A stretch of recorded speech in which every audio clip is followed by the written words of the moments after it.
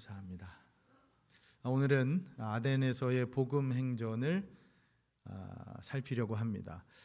먼저 지도를 좀 보고 지난주에도 우리가 2차 전도 여행 그 전도 과정을 보았지만 우리가 지금 어디에 있는가를 저 지도를 보면서 좀 정리를 해보죠. 왼편 위쪽에 보시면 이제 유럽의 첫 성 어디였죠, 여러분? 빌립보라고 보이시죠? 글자가 좀 커서 이 지도를 좀 준비했습니다. 그래서 그 빌립보에서 우리가 지난 주일 말씀 나누었던 것은 데살로니가로 또 베레아로 그렇게 옮겨졌죠. 데살로니가는 이 북쪽 그리스 지역의 수도라고 했습니다. 큰 항구 도시였고요. 거기서 쫓겨가게 되죠. 베레아로 내륙으로 이제 들어갑니다. 그런데 그게 다가 아니라 베레아에서도 또 다시 데살로니가에서 온 성도들, 그 선동한 유대인들에 의해서 아래쪽 아덴으로 옮겨지게 되죠. 이제 보시면 아시겠지만 굉장히 위에서 남쪽 아래까지 긴 거리입니다. 320km 정도, 베레아에서 아덴까지 마일로는 200마일 정도입니다. 굉장히 멀죠. 그러니까 100길로 그 당시 한 4일 정도 길 걸렸습니다. 거기까지 지금 쫓겨난 거죠. 우리 말씀 봉독해서 아시겠지만 실라와 디모데는 베레아에 남겨두고 바울 혼자 이제 아덴으로 간 것입니다. 자, 아덴이라고 하는 것이 오늘날의 이제 아테네라고 하는 것은 여러분 다 아실 거예요. 우리에게 참 친숙한 이름이죠. 이제 지도는 좀 내려주시고요. 여러분 지금 유럽의 파리에서 올림픽이 한참 진행 중이죠. 그런데 근대 그 올림픽 제1회 올림픽이 열린 곳이 바로 그리스의 아테네입니다. 그렇죠? 특히 올림픽 하면 이 올림픽의 꽃이라고 불리는 그 마지막에 하는 그 경주 마라톤. 이 마라톤과 아테네가 뗄래야 뗄 수 없는 관계에 있죠. 여러분 다 들어보셨을 거예요. 이게 전해지는 얘기에 의하면 BC 그러니까 예수님 전 주전 500여 년경에 이 아테네와 그 당시 페르시아와의 전투가 있었는데 그때 아테네의 승전 소식을 이 마라톤에서의 전투의 승전 소식을 전하기 위해서 그 마라톤을 달렸던 한 병사에 의해서 유래된 것이 이 마라톤 경주라고 하는 것이죠. 여러분 생각해 보세요. 그 옛날 전쟁이 터졌을 때 그 남편과 아들들을 전쟁터로 보낸 그 집안에서 기다리는 그 여인들의 마음이 얼마나 답답했겠어요. 모든 걱정, 염려 다 거기에만 신경이 쏟아져 있는데 요즘처럼 뭐 전화도 없고 인터넷도 없고 얼마나 답답합니까?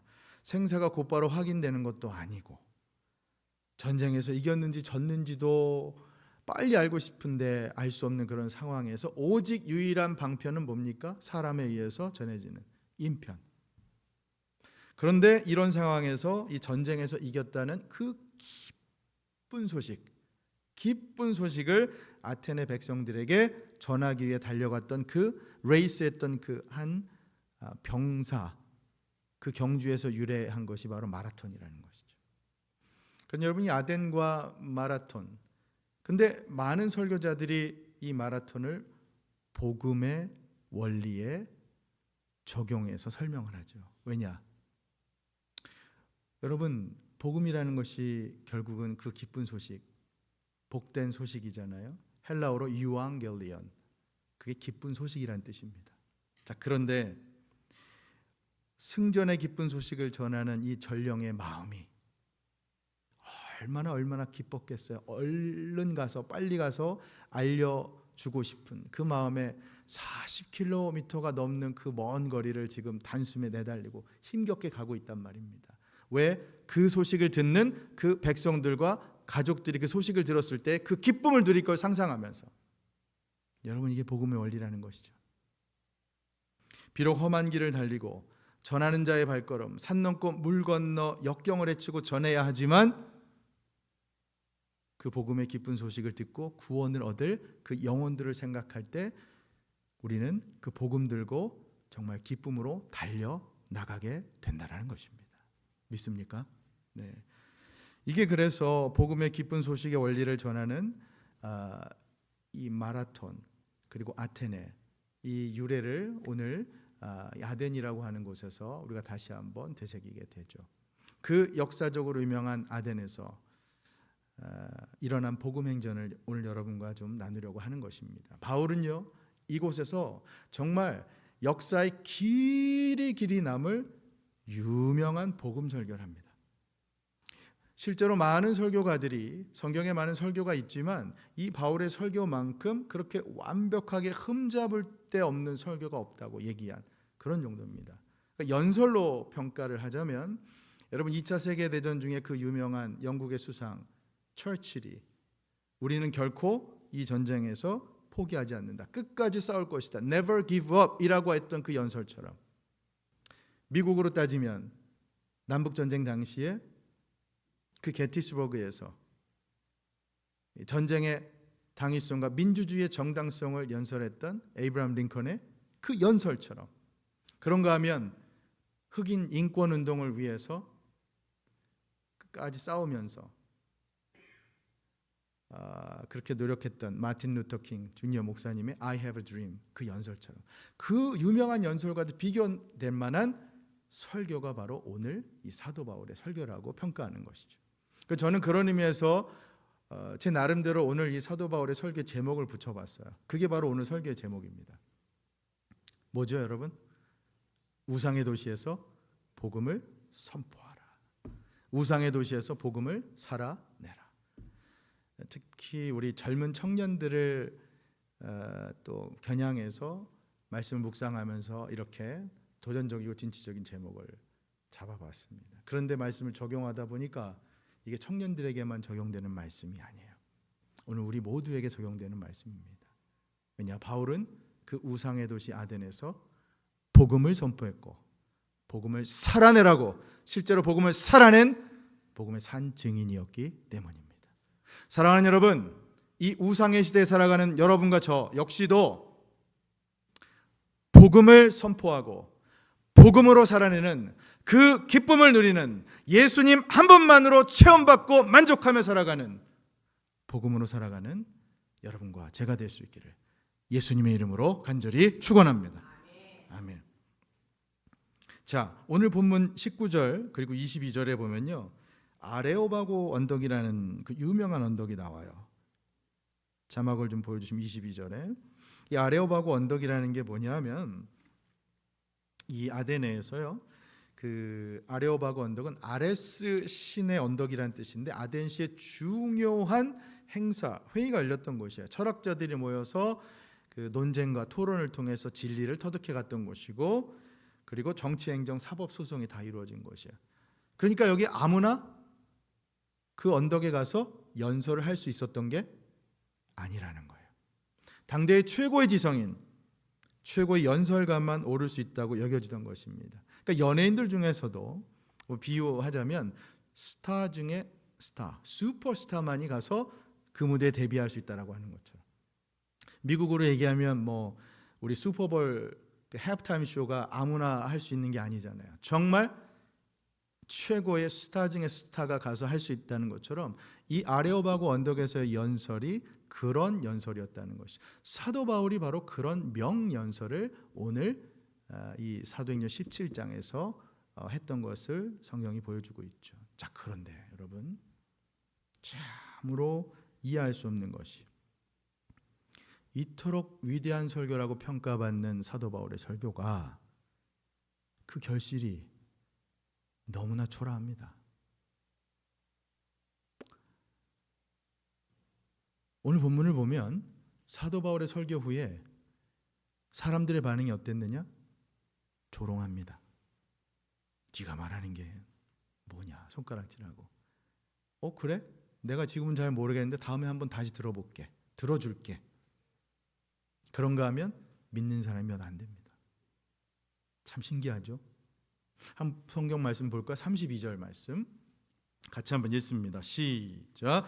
그들이 죽은 자의 부활을 듣고 어떤 사람은 조롱도 하고 어떤 사람은 이 일에 대하여 내 말을 다시 듣겠다 하니 33절 이에 바울이 그들 가운데서 떠납니다. 그래서 자, 결실이 그럼 하나도 없었냐? 조금 있었어요. 34절 시작. 몇 사람이 그를 가까이하여 믿으니 그 중에는 아레오바고 관리 디오누시오와 다말이라 하는 여자와 또 다른 사람들도 있었더라.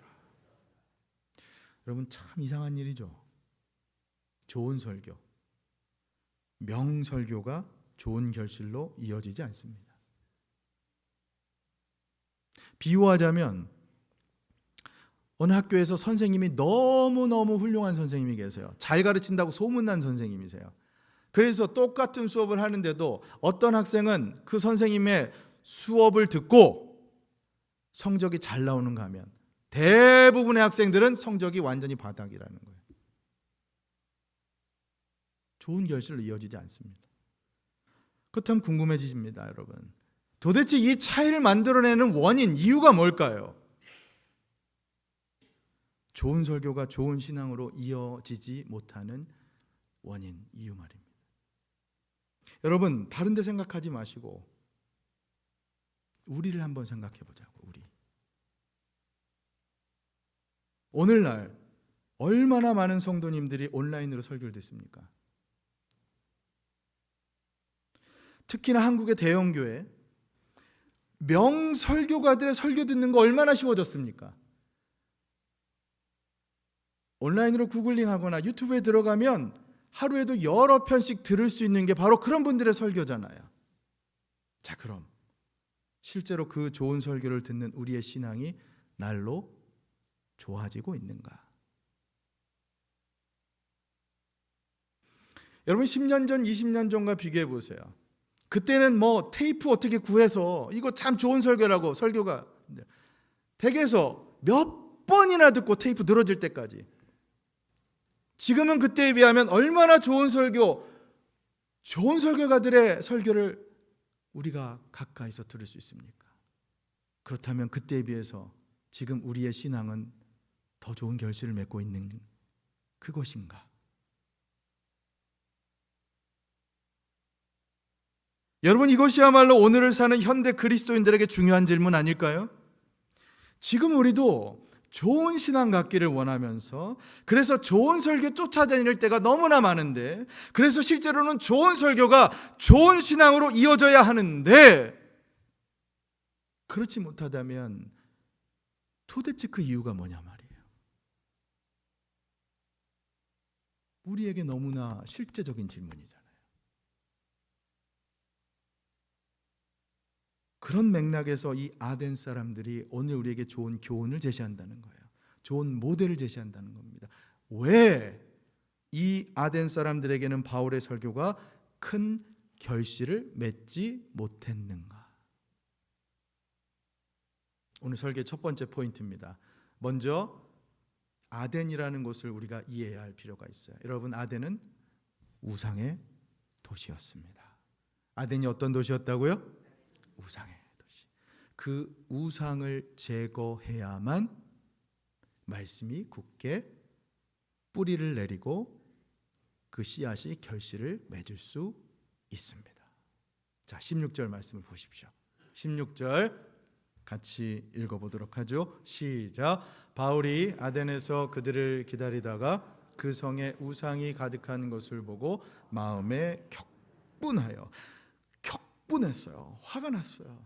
바울이 지금 어떤 상황이냐면, 바울이 혼자 왔잖아요. 아덴에 실라와 디모데를 기다리다가 혼자 적어도 8일은 기다려야 되잖아요. 100길로 4일이라고 했으니 배가 올라갔다가 다시 내려오려면 적어도 8일은 기다려야 하잖아요. 그 시간을 뭐 하겠어요? 혼자 나가서 전도를 했거나 아니면 그 도시를 구경하다가 곳곳에 우상이 가득한 걸 본 겁니다. 여러분, 아테네 하면 뭘로 유명한 것 같으세요? 올림픽 말고. 많은 분들이 얘기하는 게 철학이에요. 철학. 왜? 정말 이름만 들어도 주눅이 들 만한 그 철학의 거장들이 이곳 출신이잖아요. 누굽니까? 소크라테스, 플라톤, 아리스토텔레스. 철학이 꽃을 피운 도시가 바로 아테네입니다. 자, 그런가 하면 정치의 도시이기도 해요. 민주주의가 바로 이곳에서 태동했잖아요. 그렇잖아요. 여러분 다 배우셨을 거예요. 그런가 하면 문화, 건축이 꽃을 피웁니다. 왜? 저 우상들, 신들을 섬기다 보니까 신전들이 곳곳에 즐비했어요. 그 위대한 아름다운 웅장한 건축 문화가 예술가들은 찬사를 보냈지만 바울은 그걸 보고 격분한 겁니다. 까마득한, 그래서 이 옛날부터 도시 문화의 진원지고요, 서구 사상의 중심지였던 이 아테네, 많은 사람들에게는 사실은 내가 평생 저기 한 번은 가볼 만한, 꼭 가봐야겠다라고 그렇게 여겨졌던 도시가 이 아덴인데, 오늘날로 따지면 뭐 전 세계 사람들이 한 번씩 꼭 가보고 싶다는 도시 있잖아요. 뭐 파리든 아니 뉴욕이든 아덴이 그런 도시였다는 거예요. 그런데 이 아덴이 진짜 유명한 것은 철학도 정치도 문화도 건축도 아닌 우상이었다는 거예요. 우상이 가득한 도시였습니다. 실제로 이 당시 아덴의 인구가 2만 명이라고 기록에 의하면 되어 있는데 이 우상은 3만 개가 넘는다고 되어 있습니다. 오늘날 우리가 일본을 보면서 그렇게 많이 얘기를 듣죠. 많은 신들을, 잡다한 신들을 다 섬긴다고, 그런 곳이에요. 그래서 여기 사실 아까 아덴이라는 도시 이름도요, 본래 여러분 그 이름 자체가 헬라의 여신 이름을 딴 거예요. 아테나라고 하는 여신, 전쟁의 신입니다. 그러니까 이 도시의 이름 자체에서도 우상적이죠. 그렇죠? 곳곳에 신전에다가 파르테논 신전, 여러분 갔다 오신 분들 아실 거예요. 오늘날 그 신전이 다 무너졌잖아요. 그것뿐만 아니라 정말 많은 신전에다가 그 도시 한복판 위에 아크로폴리스라고 하는 그 언덕에 그 밑에 보면 제우스 신전만 해도 그리스에서 제일 큰 신전, 이 기둥이 무려 웅장한 기둥이 104개로 돼 있는 엄청난 신전들이 많았던 곳이 바로 이 아테네입니다. 자, 그런데 여러분, 제가 오늘 여러분께 이 아덴이 우상의 도시라고 말씀드리는 이유는 단지 거기에 그리스 로마의 신전들이 많기 때문이 아닙니다. 여러분, 이것이 오늘 설교의 핵심 포인트예요. 왜 우상의 도시라고 얘기를 하느냐? 아덴은 지식의 우상을 숭배했던 도시입니다. 무슨 우상이라고요? 지식의 우상. 저 한번 따라해 주시죠. 지식의 우상. 지식의 우상을 제거하라. 같이요. 지식의 우상을 제거하라. 예. 여러분, 우상이 뭐냐? 요즘 그 수요 강단에서 십계명 강의를 하고 있지 않습니까? 십계명의 제 첫 번째 계명이 바로 우상 숭배를 금하는 계명이잖아요. 여러분 다 외우셨죠? 이제는 너는 나 외에는 다른 신을 내게 두지 말지라.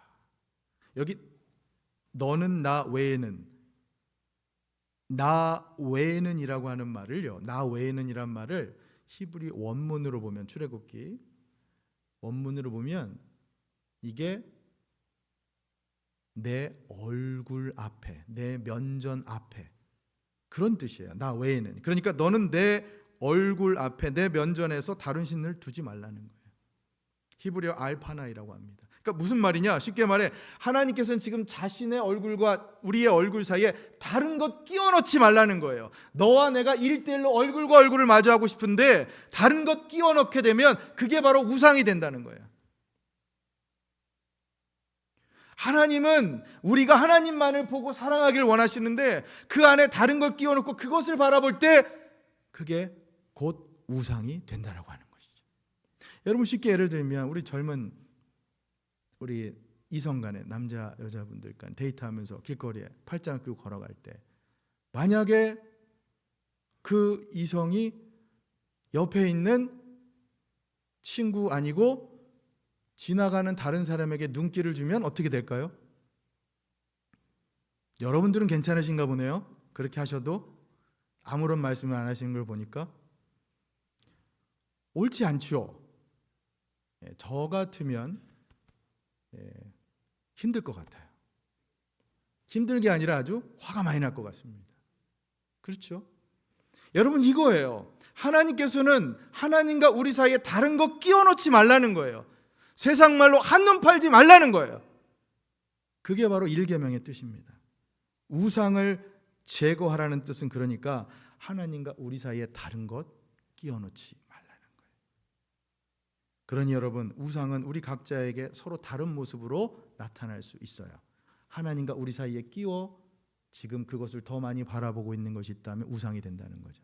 어떤 사람에게는 성공이라는 우상, 어떤 사람에게는 자녀라고 하는 우상, 어떤 사람에게는 건강이라고 하는 우상, 어떤 사람에게는 심지어 나라고 하는 에고라고 하는 우상까지. 사랑하는 여러분, 그 우상을 제거하셔야 합니다. 좋은 설교가, 좋은 말씀이 좋은 결실로 이어지지 못하는 이유가 무엇이냐? 그 우상을 제거해야 한다는 것입니다. 그 우상을 제거할 때 신앙의 풍성한 결실로 맺어지는 것을 믿으시기를 바랍니다. 예. 팀 켈러 목사님이 거짓 신들의 세상이라는 책에서 하나님보다 더 중요하게 여기는 것이 우상이라 얘기를 했어요. 쉽게 이해가 되는 말이죠. 그래서 목사님 다른 글에서 이 우상, 나라고 하는 우상, 심지어 나도 우상이 될 수 있는데 나라고 하는 우상을 어떻게 설명을 하냐면, 우리 많이 신앙생활하면서 용서해야 된다는 얘기를 많이 하잖아요. 아까 우리 대표기도 하시는 장로님께도 그런 용서라고 하는 말씀을 하셨는데, 그 팀 켈러 목사님이 나라고 하는 우상을 용서에 적용하면서 설명을 하시더라고요. 어떤 거냐 들어보세요. 하나님이 나를 용서하신 건 알아. 하지만 내가 그 사람 용서가 안 돼. 이 말의 진짜 의미를 아는가? 하나님의 용서보다 더 중요한 나라는 우상을 만족시키지 못해서 속상하다는 뜻이다. 여러분, 저는 이 말이 너무 공감이 됐어요. 하나님께서 나를 용서한 건 알아. 그런데 내가 저 사람을 용서하지는 못해. 그 얘기는 하나님보다 더 중요하게 생각하는 이 나라고 하는 우상이 이 안에 자리 잡고 있기 때문입니다. 저는 이 말이 너무 공감이 됐어요. 나라는 우상, 그걸 제거해야만 말씀이 이 안에 깊게 뿌리를 내리고 자라고 열매를 맺게 된다는 것이죠. 그렇습니다. 가족과 자식, 자녀까지도 마찬가지예요, 여러분. 여러분 많이 들어보셨죠? 우리 자녀까지도 우상이 될 수 있다는. 오죽하면 한국에서는 들어보셨겠지만 애지중지 키우던 자식들이 나중엔 다 소용없다는 그 허무함을 표현하기 위한 우스갯소리도 있잖아요. 우리 아들들 애지중지 키우는데 나중에 가면은 다 소용없다라고 하는 그런 우스갯소리 있잖아요. 아들이 사춘기가 되면 남남이 되고, 군대 가면 뭐가 된다고요? 손님이 되고, 결혼하면 뭐가 돼요? 사돈 된다고. 왜 그런지 모르겠어요. 그렇게 아들들은 장가 가면 처갓집 가서만 지내나 봐요. 저도 그랬는지 모르겠지만 아들로서.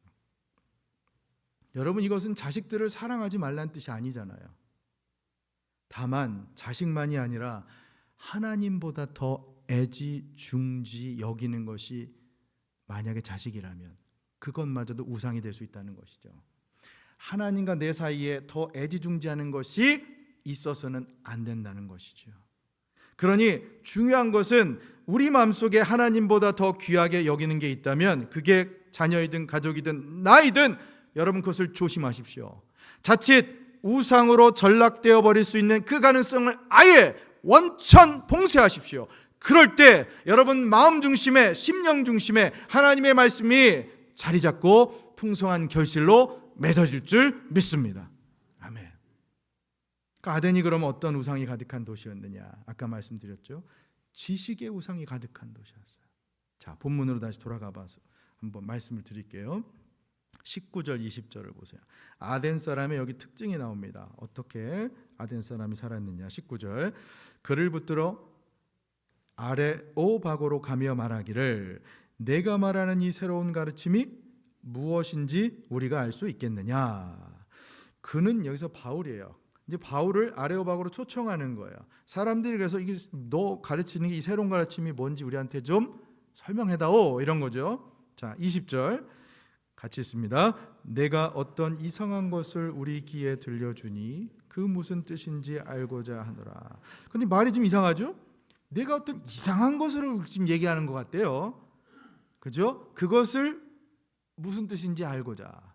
좋게 얘기하는 것 같진 않아요. 그냥 궁금한 거죠. 지적인 호기심. 자, 그러면서 21절 시작. 모든 아덴 사람과 거기서 나그네 된 외국인들이 가장 새로운 것을 말하고 듣는 것 이외에는 달리 시간을 쓰지 않음이더라. 아멘. 여러분, 이게 아덴 사람들의 특징이에요. 보세요. 아덴 사람들은 새로운 것에, 새로운 지식에 관심이 많았어요.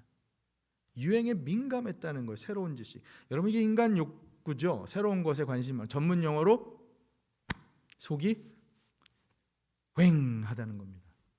허하다는 거죠. 이 영적인 갈급함, 갈증. 왜냐? 지금 가진 것만으로는 만족하지 못하니까 자꾸 새로운 것을 추구하게 되죠. 여러분, 그렇지만 새로운 것을 찾아 헤맨다는 것은 반대로 영적인 공허함을 보여주는 반증입니다. 왜냐? 진리가 여기 있는데, 진리 대신 우리 주님이 계신데, 진리 대신 말씀이 있는데 왜 자꾸 새로운 것을 찾냐 말이에요. 진정한 신, 하나님을 통해 주시는 영적인 만족감을 갖고 살아야 하는데 그들은 엉뚱하게도 다른 우상을 찾으며 살고 있었다는 것이죠. 여러분, 이 포인트입니다. 이 포인트예요. 아덴 사람들이 지식의 우상을 숭배했던 이유는 무엇이냐? 그저 새로운 것에 대한 관심이 있었을 뿐 진짜를 아직 만나지 못했어요. 진짜가 누구십니까? 예수 그리스도. 맞습니다.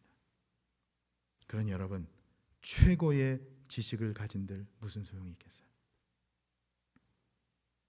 우리 임마누엘교회 공부 많이 하신 분들 많잖아요. 최고의 지식을 가진들 무슨 소용이 있겠어요? 진짜를 만나지 못한다면.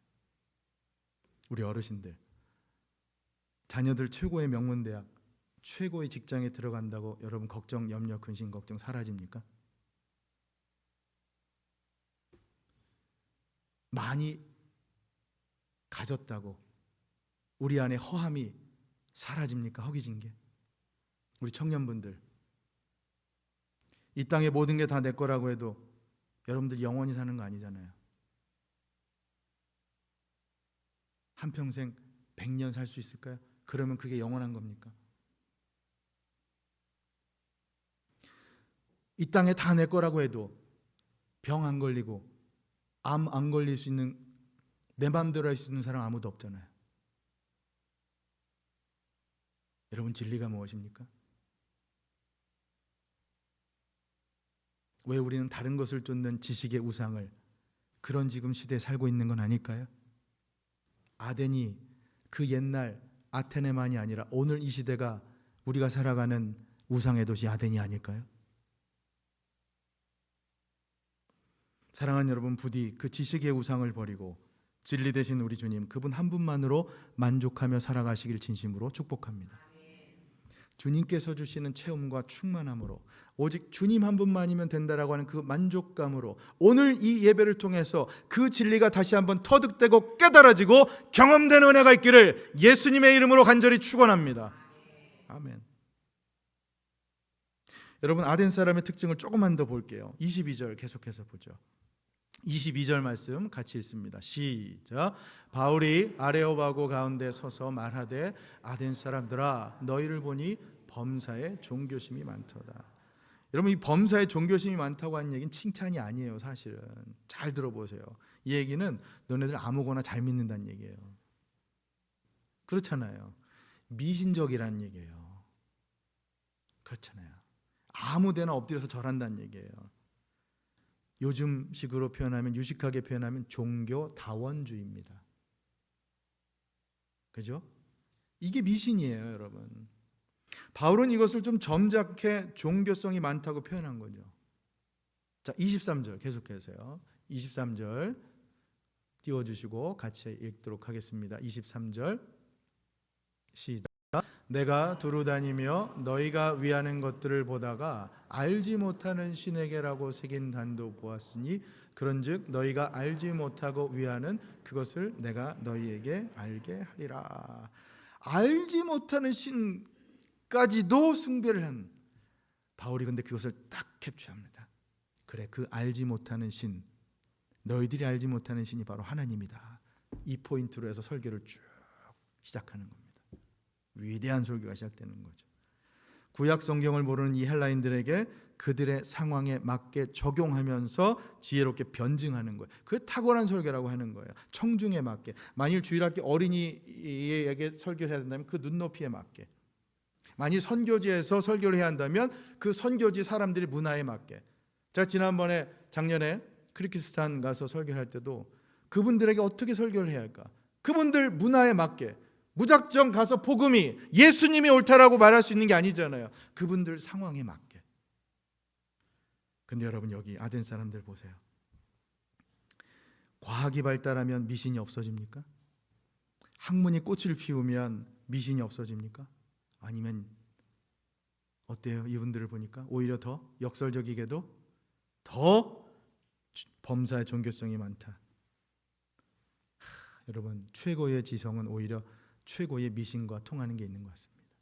많이 배운 사람일수록 오히려 이단과 미신에 빠질 확률이 더 높을 수 있죠. 사실입니다. 여러분, 지식을 존중하는 사회가 오히려 미신이 더 활개치는 상황이 될 수 있어요. 여러분, 남의 나라 얘기 아니잖아요. 21세기 오늘날 한국, 최첨단 문명을 달리는 한국. 그런데 최첨단 공장을 지어놓고 개공식을 해도 어떻게 합니까? 앞에다 뭘 차려놔요? 돼지 머리 갖다 놓고 고사 지내는 모습. 남의 나라 얘기 아니잖아요. 그러니 여러분, 우상과 미신 숭배는 미개한 나라의 전유물이 아닙니다.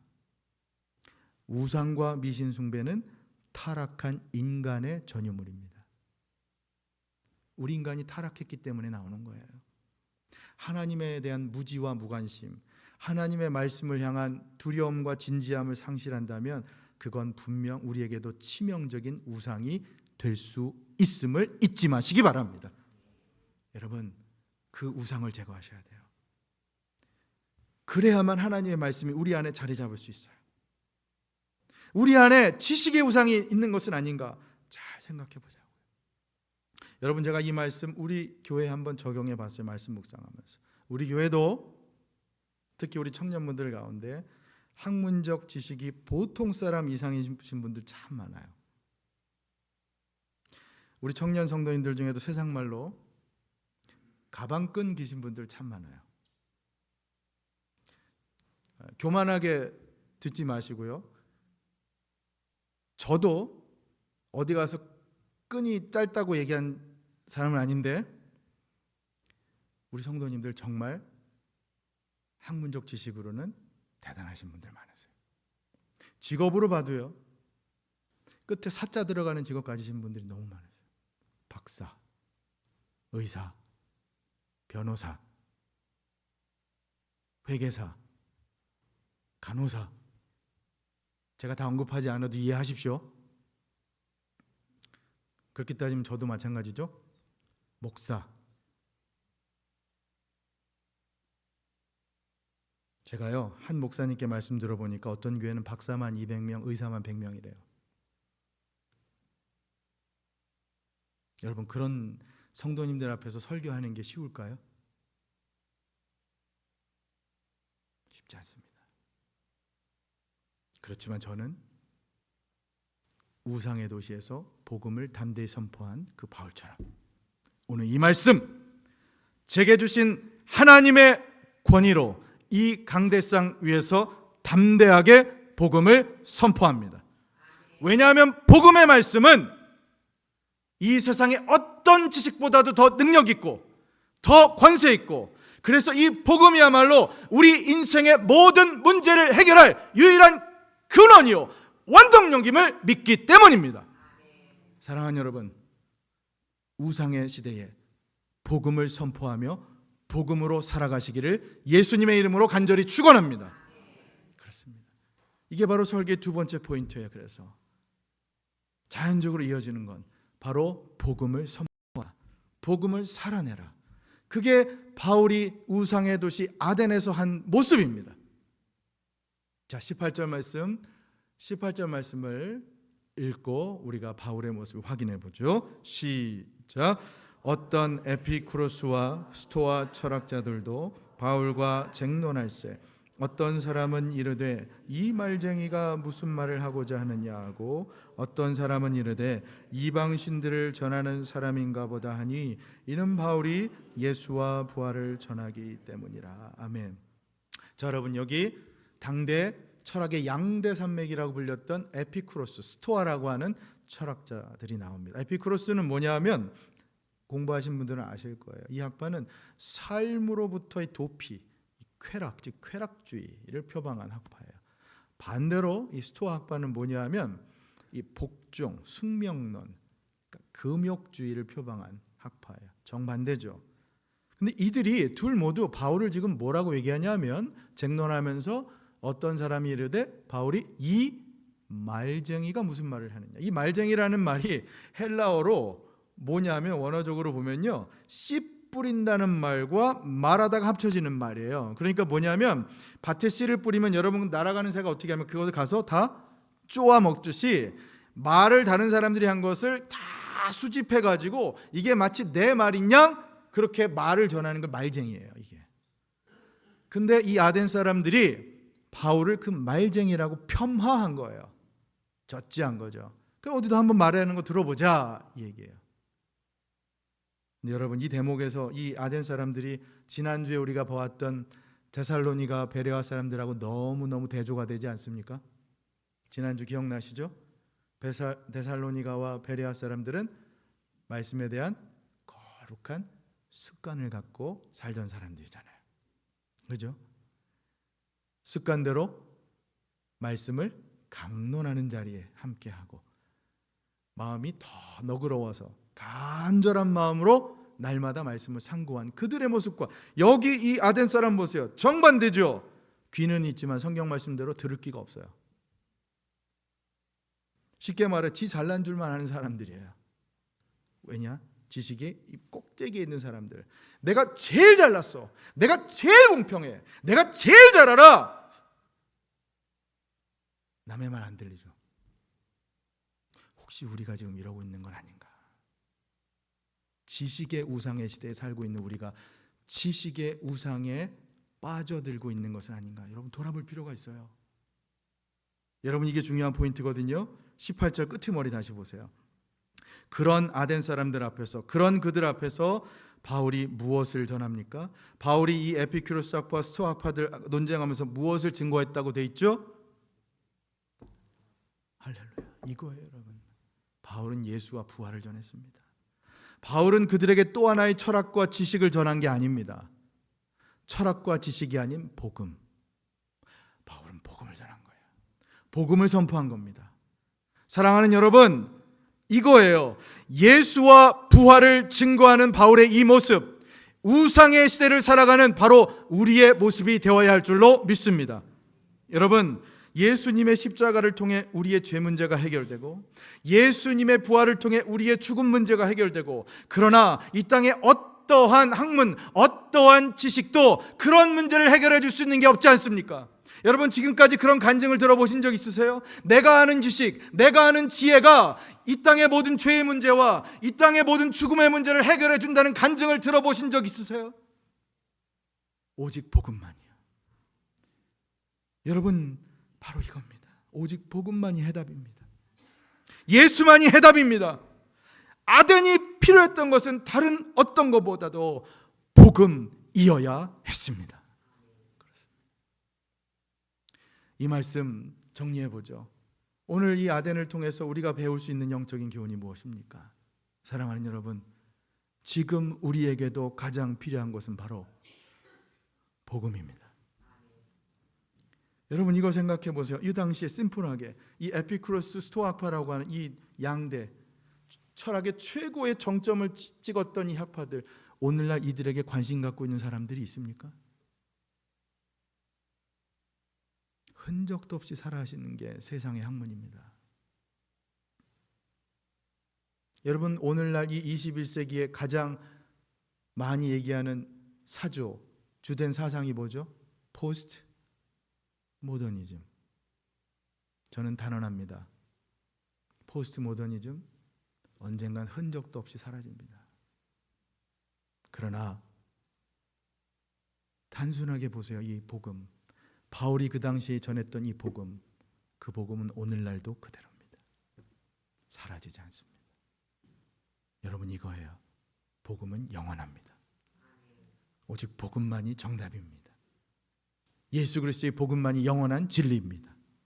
사랑하는 여러분, 시대가 흘러도 세월이 흘러 강산이 변하여도 언제나 변함없는 영원히 기쁜 소식, 하나님께서 우리에게 주신 복음의 그 기쁨을 누리며 살아가실 수 있기를, 그 영원한 진리 붙잡고 살아가실 수 있기를, 이 우상의 도시에서, 지식의 우상의 시대에서 그리스도의 복음을 선포하며 그리스도의 복음을 누리며 살아가는 여러분과 제가 될 수 있기를 예수님의 이름으로 간절히 축원합니다.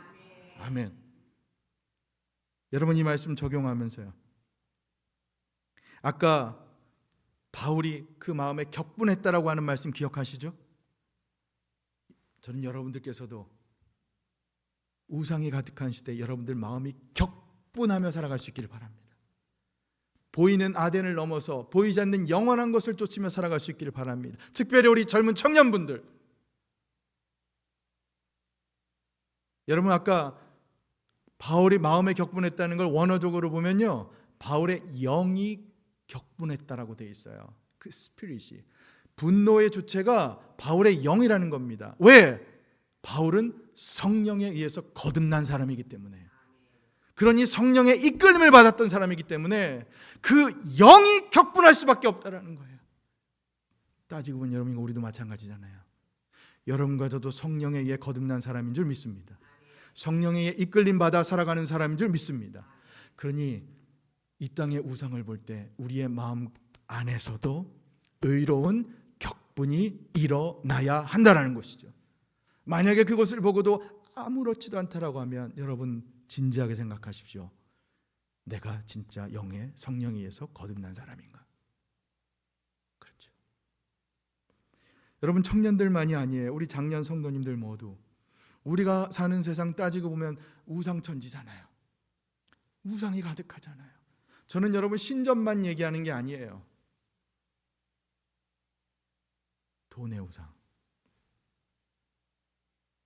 성공의 우상, 명예의 우상, 나라고 하는 이 에고의 우상까지도. 여러분, 그 우상의 시대에 우리가 진정 붙들어야 할 것이 무엇입니까? 오직 예수 그리스도의 복음이어야 할 줄로 믿습니다.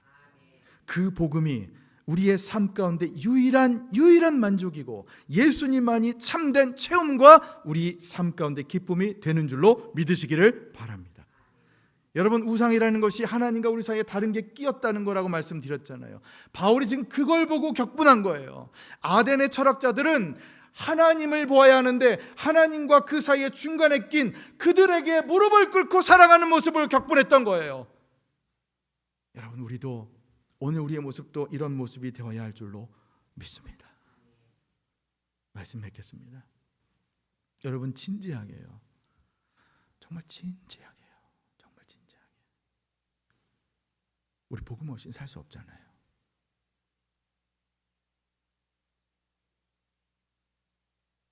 우리 예수님 없이는 살 수 없잖아요. 여러분, 오늘 우리가 왜 교회에 왔습니까?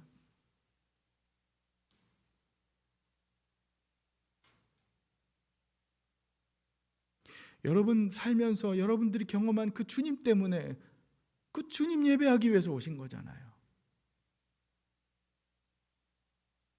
한밤중에 고단하게 너무 피곤해서 자고 있는 아버지, 그러나 그 아버지도 가서 새벽에 흔들어 깨워서 아빠, 나 배고파, 목말라, 그렇게 흔들어 깨워 구할 수 있는 게 바로 여러분과 저 아닙니까? 우리가 하늘 아버지께 그러고 살고 있잖아요. 언제든 가서 하나님, 나 이거 필요해요, 힘들어요, 언제든 가서 구하며 그 하나님 경험하며 살고 있지 않습니까? 그 하나님을 경험했기 때문에 오늘 이 예배 자리에 나온 거 아닙니까? 길이요 진리요 생명 되신 예수님을 알기 때문에 오늘 이 예배 자리에 온 거 아닙니까? 성령님께서 우리 삶을 이끌기 때문에 그 음성을 어떻게라도 듣고 그 음성에 순종하며 살고 싶어서 오늘 이 예배 자리에 나온 거 아닙니까?